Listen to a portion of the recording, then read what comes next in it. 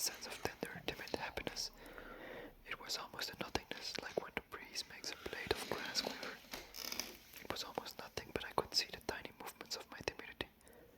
I don't know, but I was approaching something with an anguished idolatry, and with the delicacy of one who fears. I was approaching the strongest thing that had yet happened to me.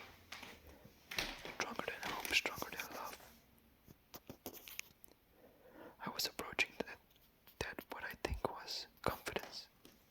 Perhaps that's its name, or it doesn't matter. You could give another one just as well. I felt that my face was smiling in sweat, or perhaps it wasn't smiling, I don't know. I was confident in myself, in the world, in God, in the cockroach. I don't know, perhaps having confidence doesn't involve having it in something or someone. Perhaps I now knew that I would never be equal to life myself, but that my life was equal to life. I would never reach my root, but my root did exist. I had timidly let myself be transfixed by a sweetness that abashed me without constraining me. Oh God, I felt baptized by the world. I had put cockroach manner into my mouth. I had finally performed the lowest of all acts, not the greatest of all acts, as I had thought before, not heroism or sainthood, but in the final analysis, the lowest of all acts was what I had always needed. I had always been incapable of the lowest of acts. And like that, lowest of acts, I had deheroized myself. I, who had lived off the middle of the road, I had finally taken the first step at its start.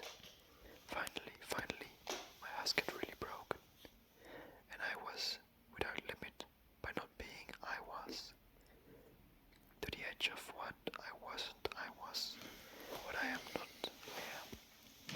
Everything will be within me if I am not, for I is merely one of the world's instantaneous spasms. My life doesn't have a merely human sense. It is much greater. Is it so much greater than? It is so much greater that, in relation to human sense, it is senseless. Of the general organization that was greater than I had till now perceived only the fragments. But now I was much more or less than human, and I would realize my specifically human destiny only if I gave myself over. Just as I was doing, to what was not me, to what was still inhuman, and giving myself over with the confidence of belonging to the unknown. For I can pray only to what I do not know, and I can love only the unknown evidence of things, and can add myself only to what I do not know. Only that is a real giving of oneself. And such a giving of myself is the only surpassing that doesn't exclude me. I was now so much greater that I no longer saw myself as great as a landscape in distance. I was in the distance, more perceptible in my lowest mountains and in my remotest rivers. Simultaneous nowness did not frighten me anymore. In the most ultimate extremity of myself, I could finally smile without smiling in the least. I had finally extended beyond my own sensibility.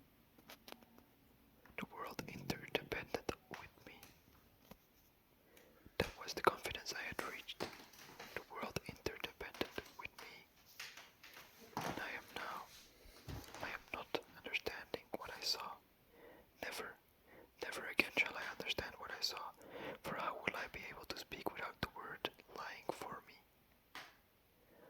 How will I be able to speak except timidly, like this? Life is itself for